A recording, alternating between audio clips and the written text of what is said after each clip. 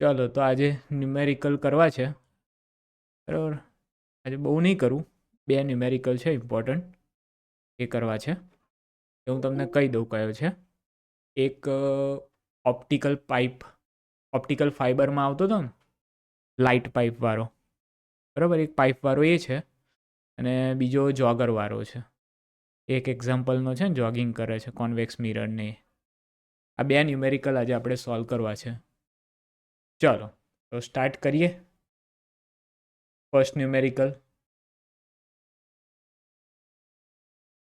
Exercise 9.17. Numerical છે, એક્સરસાઇઝનો કયો છે? 9.17. ચલો શું કહે જોઈએ. Figure shows cross section of a light pipe made up of a glass fiber of refractive index 1.68. The outer covering of the pipe is made of a material of refractive index 1.44. What is the range of angles of the incident rays with the axis of the pipe for which total reflection inside the pipe take place as shown in the figure?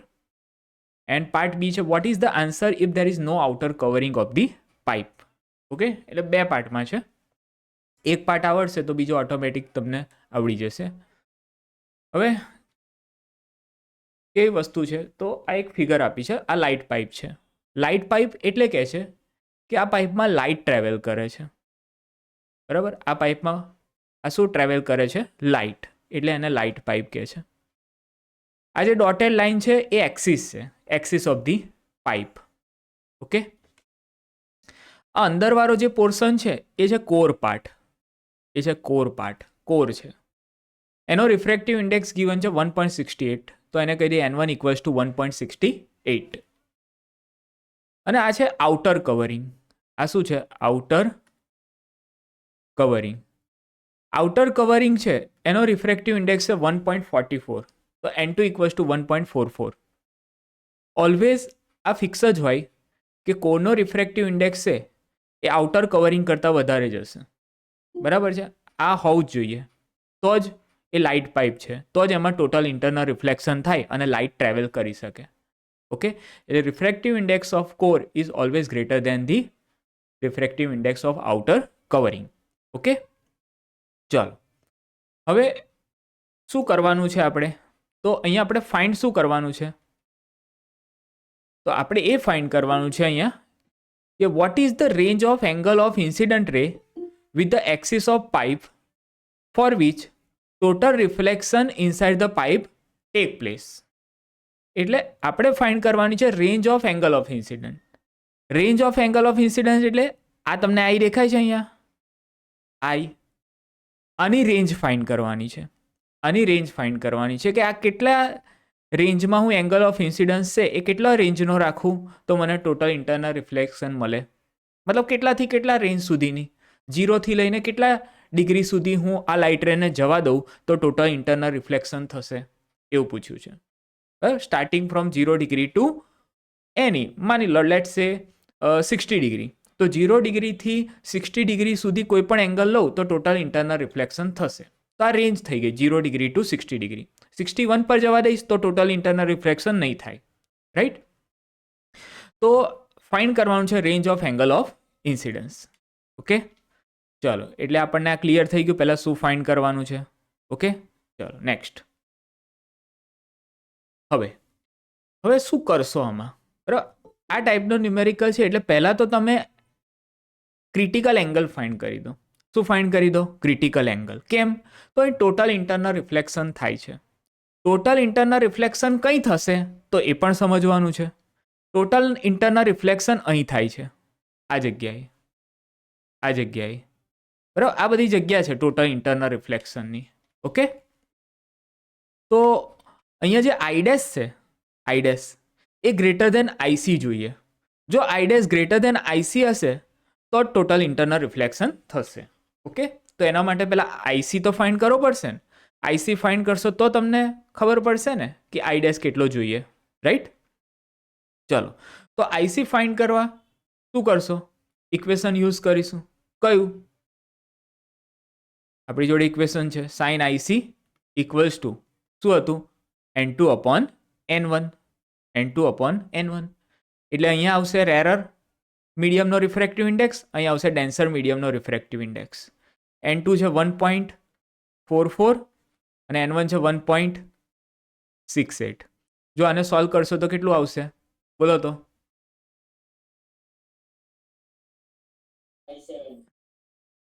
0.857. હજુ એક digit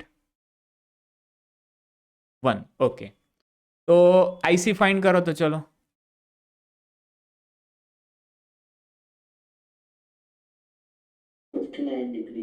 okay, તો IC તમને મળી ગયું છે 59 degree. IC તમને મળી ગયું છે 59 ડિગ્રી. ઓકે, તો કન્ડિશન તમને મળી ગઈ કે આઈડેસ છે. આપણને શું કન્ડિશન મળી કે આઈડેસ છે એ ગ્રેટર દેન આઈસી જોઈએ. ઓકે, ગ્રેટર દેન શું જોઈએ? આઈસી. તો આઈડેસ ગ્રેટર દેન આઈસી મતલબ કે આઈડેસની વેલ્યુ 59 કરતાં વધારે તો જોઈએ. જો 59 કરતાં વધારે હશે તો શું થશે? Total internal reflection. તો અહીં મેન્શન કરી દઉં કે TIR will occur ક્યારે? ઇફ કઈ કન્ડિશન ફર્સ્ટ? આઈડેસ ગ્રેટર દેન આઈસી અને આઈસીની વેલ્યુ કેટલી છે? 59 ડિગ્રી. એટલે આઈડેસ ગ્રેટર દેન આઈસી હોય તો ટોટલ ઇન્ટરનલ રિફ્લેક્શન થશે. ઓર બીજી એક કન્ડિશન તમને કહી દઉં, ઓર બીજી condition, or R less than R maximum. તમે કહેશો સર આર મેક્સિમમ નવું કંઈથી લાયા? અહીં તો આર જ દેખાય છે. આર મેક્સિમમ કઈ છે?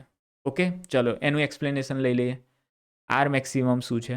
Where R maximum equals to એ થશે 90 માઇનસ આઈસી.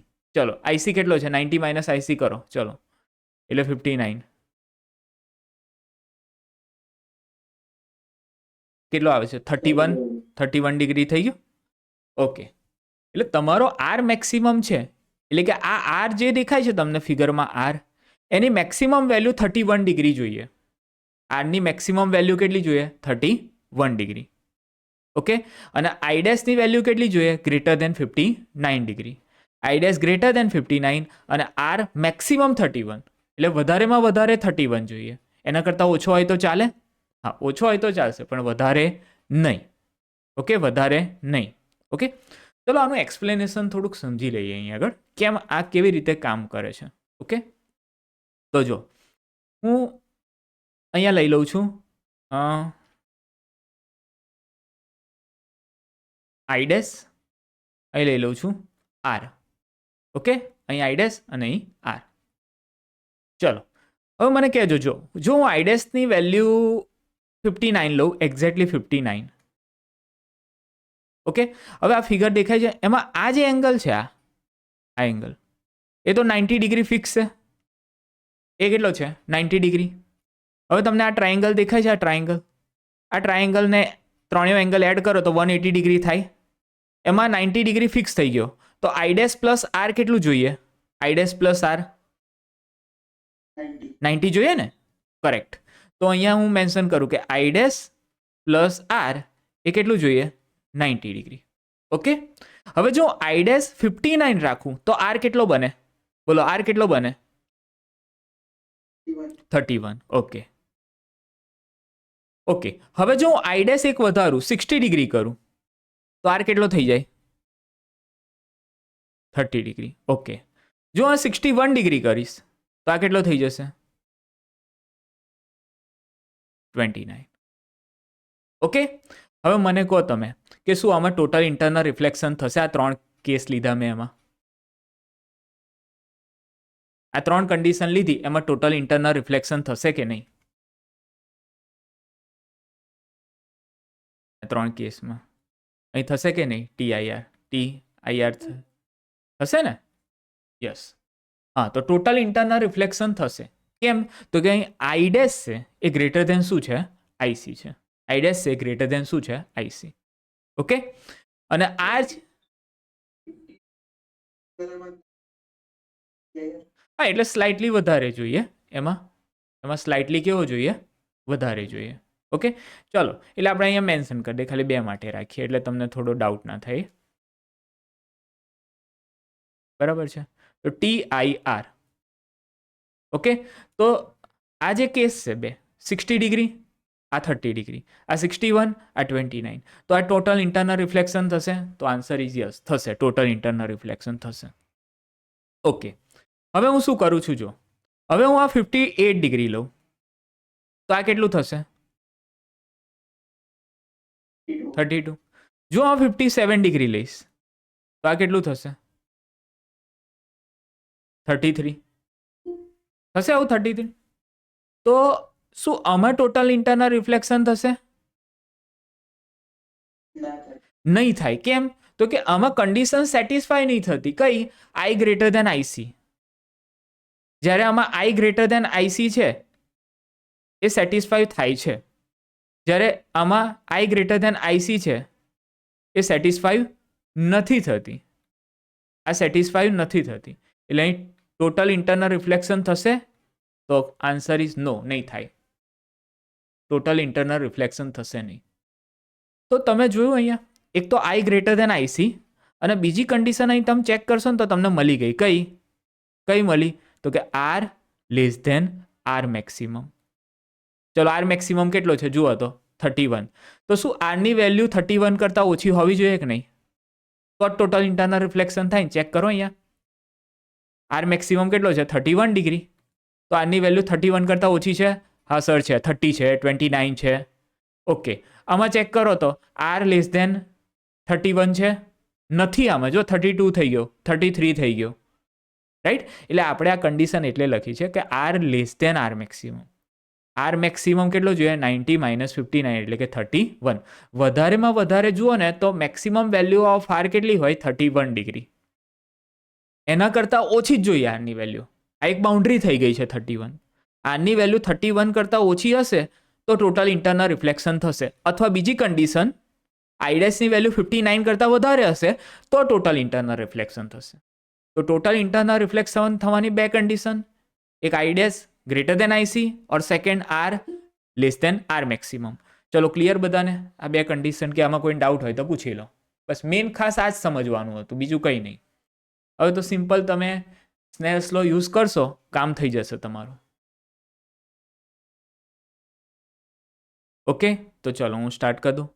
તો using Snell's law at point P point પર આપણે એપ્લાય કરીએ. ઓકે, યુઝિંગ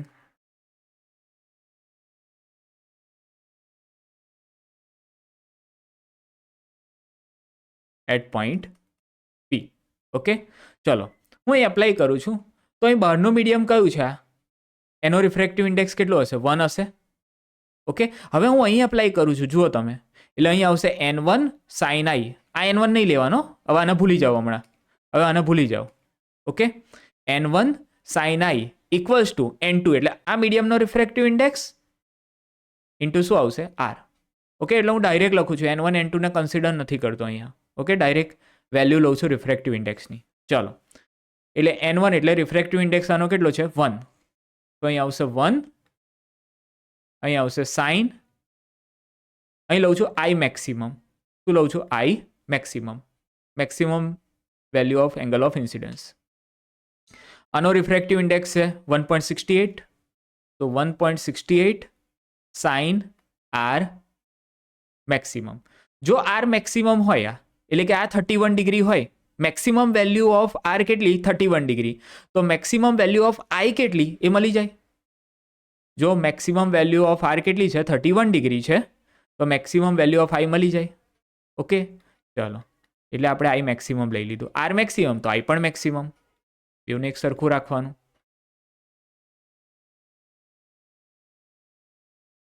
તો અહીં થશે સાઇન 31 ડિગ્રી. ચલો, sign 31 degree 0.5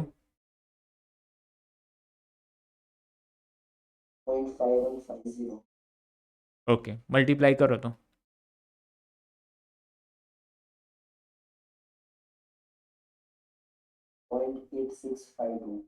0.8652. Sign I maximum. ચલો આઈ મેક્સિમમમાં એંગલ જુઓ તો સાઇન ઇનવર્સ 0.8652 કેટલો આવે છે?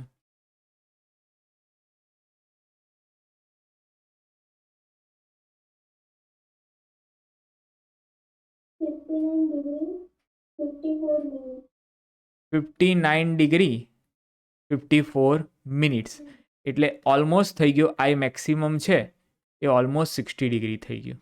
ઓલમોસ્ટ 60°. એનો મતલબ એવો થયો તમારે કે for I less than or equals to 60°, આઈની મેક્સિમમ વેલ્યુ કેટલી? 60°. એટલે મેક્સિમમ વેલ્યુ 60° છે તો 60° પર ટોટલ ઇન્ટરનલ રિફ્લેક્શન થશે. એના કરતાં ઓછી કરશો તોય થશે 59, 58 અપ ટુ 0 સુધી જવાનું. એટલે 0 થી 60 આ એંગલ ઓફ ઇન્સિડન્સની રેન્જ થઈ ગઈ. ઓકે, તો આ કન્ડિશનમાં શું થશે? Total internal reflection. એટલે મિનિંગ શું આનો? તો અહીં સમજીએ મિનિંગ.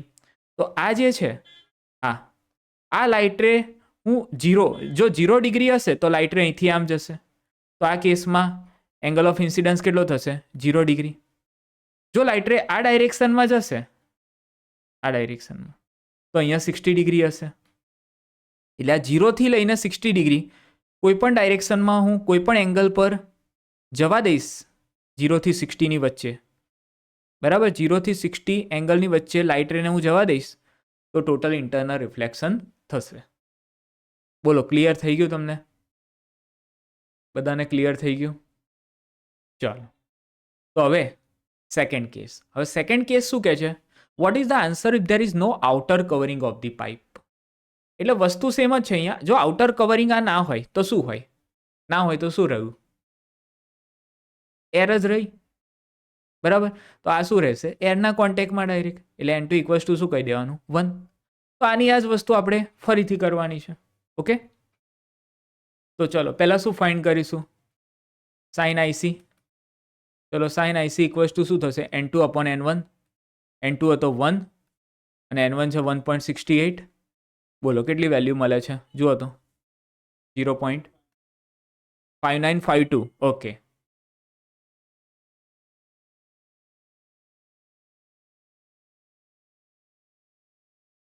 ચલો ફાઇનલ આન્સર.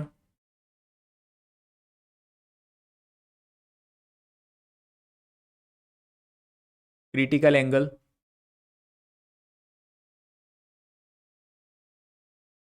$36.5.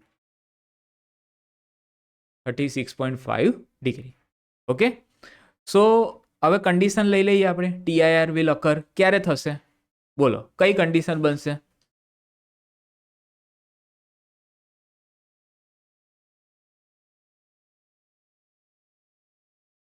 આઈ ડેશ આઈસી, બરાબર છે. અને આઈસી કેટલો જોઈએ? 36.5° કરતાં વધારે જોઈએ. ઓર બીજી કન્ડિશન કઈ હતી? R less than R maximum, બરાબર. વેર આર મેક્સિમમની વેલ્યુ શું થશે? આર મેક્સિમમ શું હતી? 90 માઇનસ 36.5. ચલો કેટલો આવે છે? 53.5°. બોલો ક્લિયર? હવે શું કરશો? સ્નેલ્સ લો હમણાં કર્યું એવી રીતે. તો using Snell's law at point P, ચલો એપ્લાય કરો અહીંયા. સો આનો refractive index N1 sine I equals to આનો રિફ્રેક્ટિવ ઇન્ડેક્સ 1.68 સાઇન આર. અહીં આપણે શું કરી દઈશું? આ આર મેક્સિમમ, તો અહીં શું થઈ જશે? I maximum. ઓકે, તો sine I maximum equals to 1.68 sine કેટલો એંગલ છે? આ 36.5°. ઓકે, ચલો સોલ્વ કરીને મને કહો તો કેટલું આવે છે? આની વેલ્યુ પહેલાં તો કહી દો. ચલો 0 પોઈન્ટ કેટલી આવે છે? 6038. અને આન્સર શું આવે છે?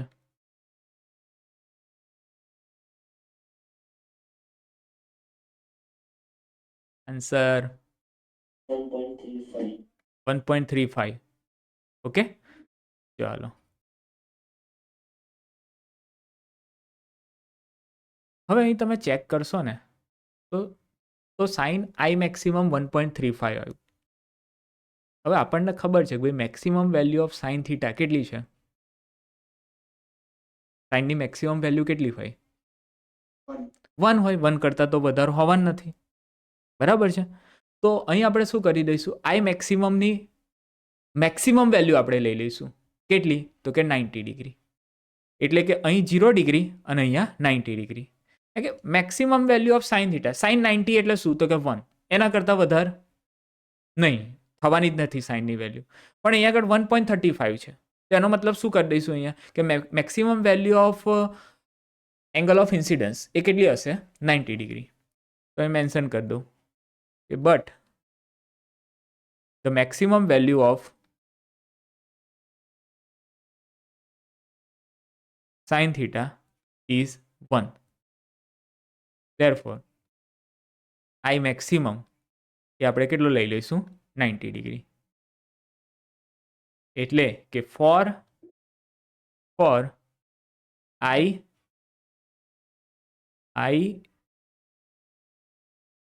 less than or equals to 90 degree, TIR will take place. બરાબર છે? બોલો, ડાઉટ છે? હા બોલો. સર આમાં RMX 53.5 ડિગ્રી નહીં લેવાનો? આરમેક્સ હા 53 તો તમે શું લખ્યું મેં? સ્નેલ્સ લૉમાં. ઓકે, આ વેલ્યુ બરાબર છે? હા સર. એટલે ત્યાં જોઈ હશે બરાબર, મને લખવામાં ખાલી ભૂલ થઈ ગઈ. ઓકે ચાલો, સાઇન 53.5 ડિગ્રી આવે, મારે ભૂલમાંથી લખાઈ ગયું હતું આ. ઓકે ચલો, આ વેલ્યુ તો બરાબર છે 53.5 ડિગ્રીની, 0.8038. બોલો, ક્લિયર બધાને? ઓકે, તો આ થઈ ગઈ 0થી લઈને 90 ડિગ્રી સુધી કોઈ પણ એંગલ પર તમે લાઇટ રે જવા દેશો ને તો ટોટલ ઇન્ટરનલ રિફ્લેક્શન થશે, જો બહારનું મીડિયમ એર હોય તો આ બહુ સારું કહેવાય. આ તો બહુ સારું કહેવાય. જો કોઈ પણ એંગલ પર જવા દો, ટોટલ ઇન્ટરનલ રિફ્લેક્શન થાય તો કોઈ કન્સ્ટન્ટ જ નહીં. પણ એક લોચો પડે, જો બહારનું મીડિયમ એર રાખો ને તો આ તમારું ફાઇબર કેબલ છે ને એના ઉપર ઓઇલ, ડસ્ટ, બરાબર, એના પર ચોંટી જાય, ઓઇલ ડસ્ટ ને અમુક સ્ક્રેચીસ પડી જાય, એને લઈને એનો રિફ્રેક્ટિવ ઇન્ડેક્સ બહારનો ચેન્જ થઈ જાય. પછી એને લઈને શું થાય કે અંદરની જે લાઇટ છે ને એનું થોડું લીકેજ થાય, એટલે પ્રોપર સિગ્નલ ના મળે, નહીં. એટલે કમ્પલસરી એ લોકો આઉટર કવરિંગ કરે છે. બાકી આઉટર કવરિંગ ના કરે ને તો બહુ મસ્ત રિઝલ્ટ આવે, એકદમ જોરદાર, બરાબર. અને એની કેપેસિટી 90 ડિગ્રી સુધીની છે, જ્યારે આઉટર કવરિંગ સાથે 60 ડિગ્રીની હતી. વિધાઉટ આઉટર કવરિંગ 90 ડિગ્રી, મતલબ કે કોઈ પણ એંગલ પર જવા દો, લાઇટ રેનું ટોટલ ઇન્ટરનલ રિફ્લેક્શન થાય જ એની ટાઈમ. ઓકે ચાલો, એક્ઝામ્પલ 9.4 જોઈ લઈએ. ચાલો,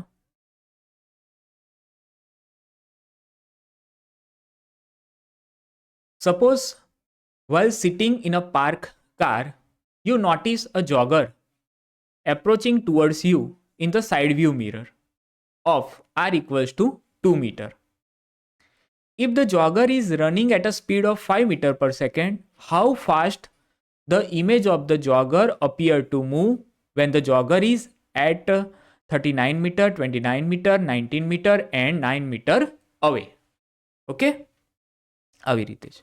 હવે અહીંયા સાઇડ વ્યૂ મિરર છે. સાઇડ વ્યૂ મિરર એટલે તો આપણે સમજી જવાનું કે કોન્વેક્સ મિરર હોય, બરાબર. આ ટાઈપનો તમે જોયો હશે મિરર કારમાં, બરાબર. આ મિરરને એ લોકો કયો કહે છે? Side view mirror. અને આ ઓલવેઝ કયો હોય છે? Convex mirror. કેમ કોન્વેક્સ મિરર? તમે કોન્વેક્સ મિરરમાં જુઓ, એની આ બધું જો કેટલો બધો એરિયા કવર કરી લીધો. કોન્વેક્સ મિરરનું કામ જ છે કે મોટી વસ્તુ હોય ને એને નાનામાં શો કરે. તો આ કેટલી મોટી વસ્તુ જો, એની પાછળ બેકગ્રાઉન્ડ કેટલું બધું છે, તો ખાલી આટલાની અંદર જ શો કરે છે, આટલાની અંદર જ. આ કોન્વેક્સ મિરર જ કરી શકે, મોટી વસ્તુ નાનામાં બતાવી શકે. બહુ મોટી વસ્તુ છે, ખાલી આટલામાં જોવી હોય ને તો કોન્વેક્સ મિરર કે હું કામ કરી દઈશ, એ કરી નાખે કામ તમારું, બરાબર. ચલો હવે જઈએ આગળ. હવે પહેલાં તો ડાયાગ્રામથી આપણે સમજીએ શું કહેવા માગે છે. કોન્વેક્સ મિરર લઈ લઈએ. આપણી principal axis, pole, focus, centre of curvature, આ રેડિયસ ઓફ કર્વેચર, આ ફોકલ લેન્થ. ઓબ્જેક્ટ છે O1. અત્યારે ઇનિશિયલી ઓબ્જેક્ટ આ પોઝિશન પર છે અને એનું ઓબ્જેક્ટ ડિસ્ટન્સ છે U1 છે. ઓકે, જે આપણે અહીં કીધું છે 39 મીટર. ઓકે, આગળ. હવે ઓબ્જેક્ટ જ્યારે આ લોકેશન પર છે, at that time the image is at I1 position and the image distance is V1.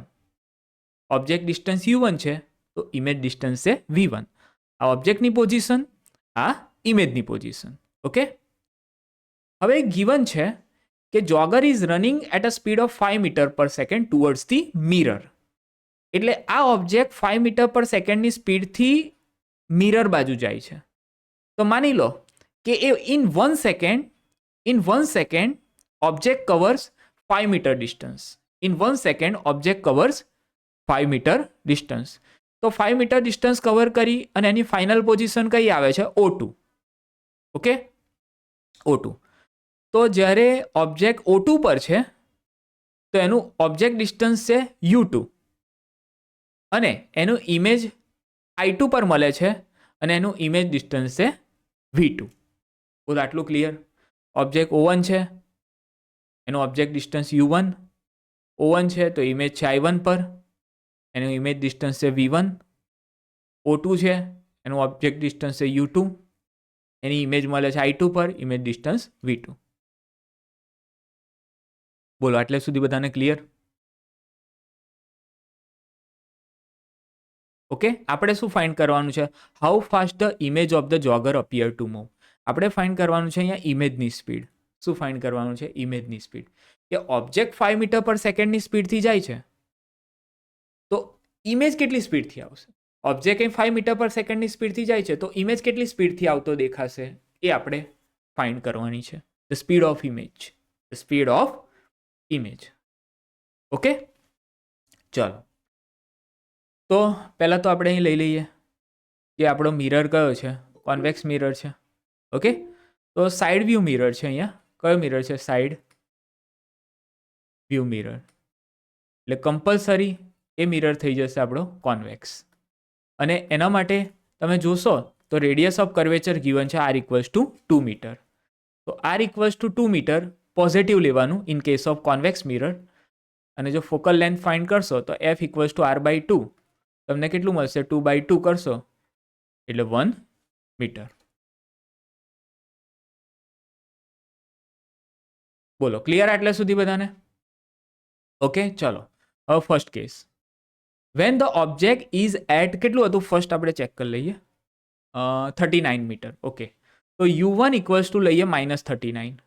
એ તો નેગેટિવ હોય. ઓકે, આફ્ટર 1 સેકન્ડ ચલો U2 કેટલું થશે? તો એને કહી શકું 39 - 5 -34 મીટર. બોલો, આ તમને ખબર પડી કે નહીં? આ ક્લિયર થયું કે નહીં? કેમ મેં લખ્યું 34? બોલો, કોને ખબર પડી? બધાને ખબર પડી ગઈ? કારણ કે 1 મીટરમાં એ 5 મીટર જાય, સોરી 1 સેકન્ડમાં એ 5 મીટર ડિસ્ટન્સ કવર કરે છે ને ટુવર્ડ્સ ધી મિરર. એટલે પહેલાં 39 હતું, આફ્ટર 1 સેકન્ડ 5 મીટર ઓછું થઈ જશે નહીં. એટલે આ 39 છે, પછી થઈ જશે આ 39 છે, પછી આ થઈ જશે 34. 5 ઓછું થઈ ગયું. ઓકે, આટલે સુધી ક્લિયર? ઓકે, હવે મિરર ફોર્મ્યુલા આપણે યુઝ કરવાની છે તો એને આપણે થોડુંક એને જનરલ ફોર્મ એનું બનાવી દઈએ. તો યુઝિંગ મિરર ફોર્મ્યુલા શું હતું? 1/f = 1/u + 1/v. આપણે v ફાઇન્ડ કરવાનું થશે એટલે 1/v = 1/f - 1/u. ઓકે, તો અહીં આવશે u - f/fu. તો અહીં થશે 1/v. તો v = શું થશે? fu/u - f.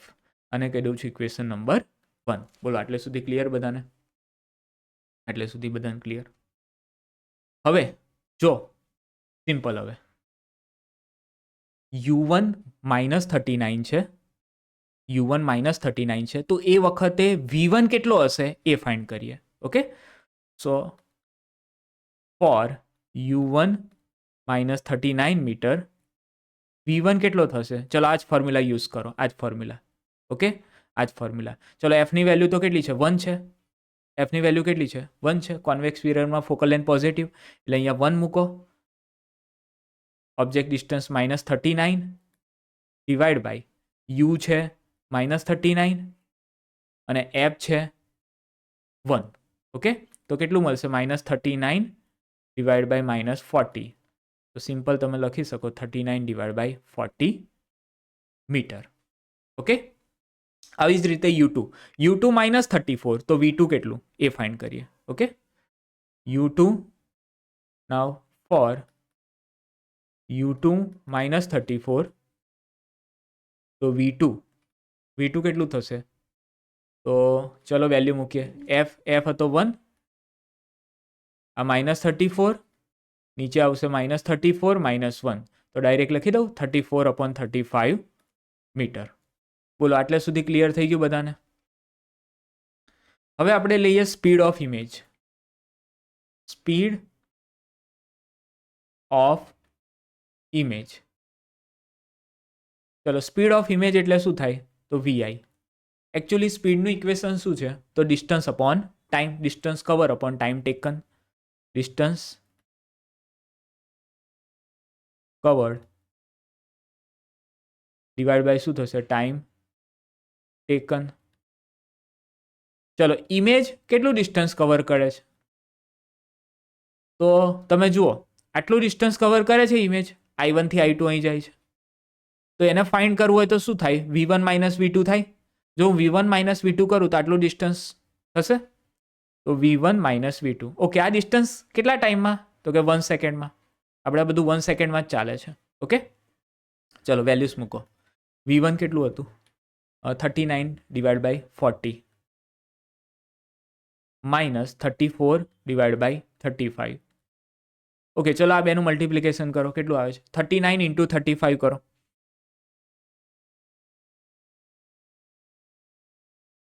39 ઇન્ટુ 35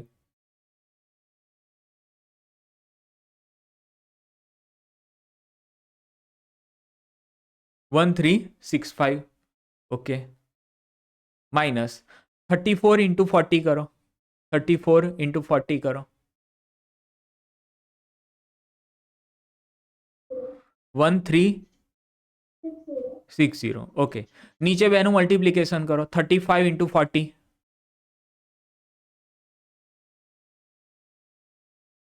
1400.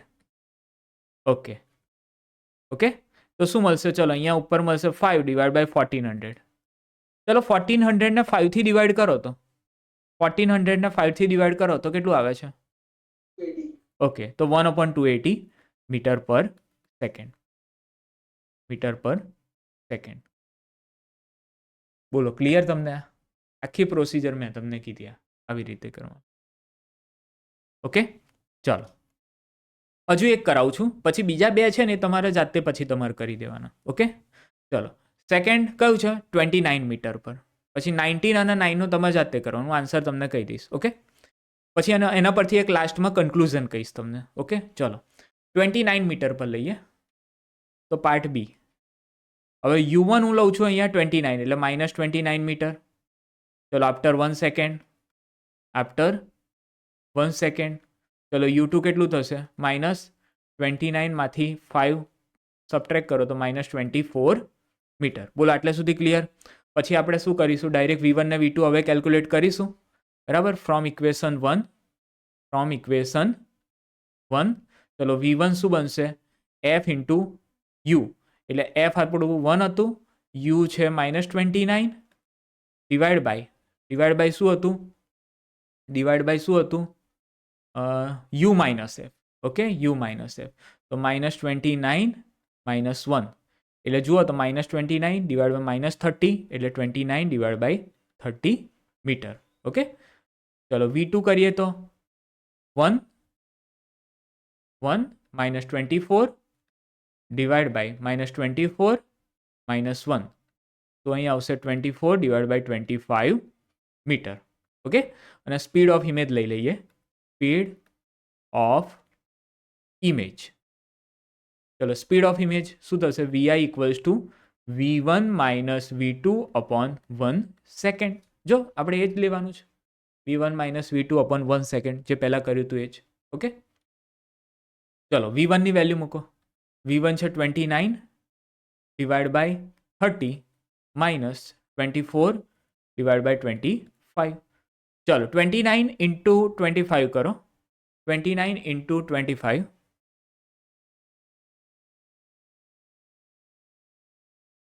725 માઇનસ 720 થશે. ચલો નીચે કરો. 750 થશે. ઓકે, તો અહીં રહેશે 5 ડિવાઈડ બાય 750, એટલે આવશે વીઆઈ તમારું 1/150 metre per second. Metre per second. બોલો ક્લિયર બધાને? સેકન્ડ ક્લિયર થઈ ગયું? ઓકે, બીજા બે તમે જાતે કરશો કે કરાવું? બોલો કરાવું કે કરી લેશો? સી કયો હતો ખાલી આપણે આન્સર ટેલી કરી દઈએ કેટલા આવે છે. ઓકે, તો આપણે ખાલી આન્સર આમાં હું મેન્શન કરી દઉં અહીં આગળ કે વીઆઈ એ તમને મળશે એ 1/60 મીટર પર સેકન્ડ. તમે જાતે કરજો, 1/60 મીટર પર સેકન્ડ. અને ડી છે એમાં તમને વીઆઈ મળશે 1/ કેટલું મળે છે એમાં? 10. 1/10 મીટર પર સેકન્ડ.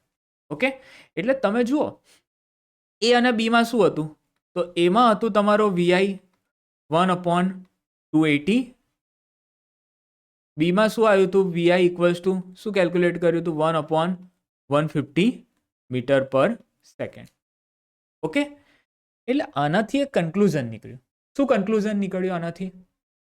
કે આ જે ઓબ્જેક્ટ છે, van the object is approaching towards the mirror, તો ઇમેજ છે એ પણ મિરરની બાજુ એપ્રોચ કરશે, એ આ ડાયરેક્શનમાં જશે.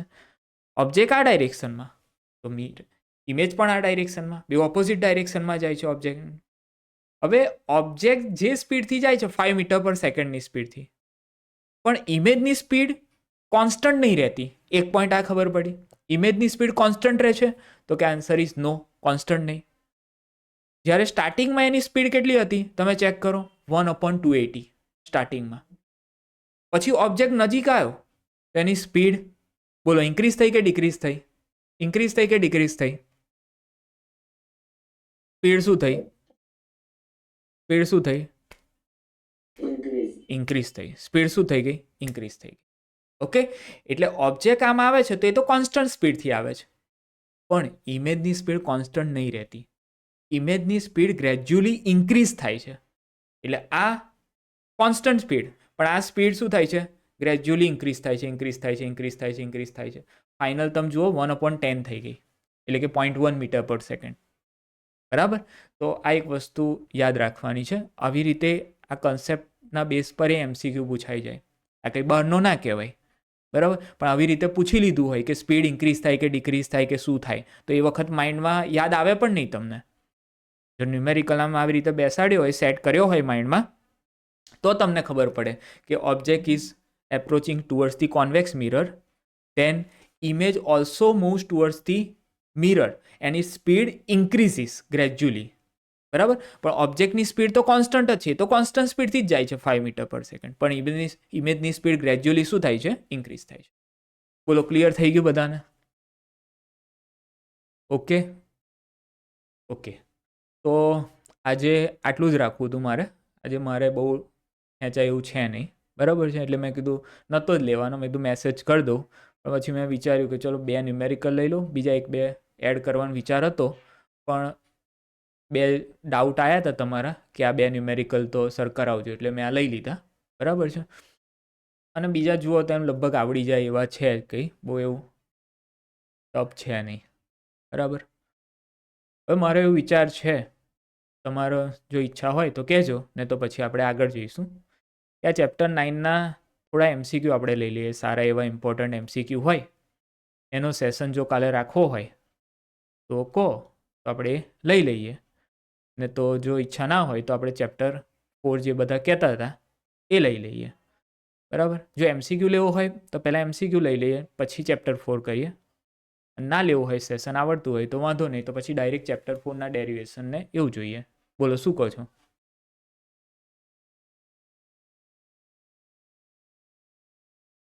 ઓકે, MCQ ઓકે, તો લઈ લઈશું MCQ એક સેશન લઈ લઈએ કાલે. ચેપ્ટર 9ના બધા સારા એવા MCQ હોય તો પ્રેક્ટિસ થઈ જાય કોન્સેપ્ટના. વાંધો નહીં.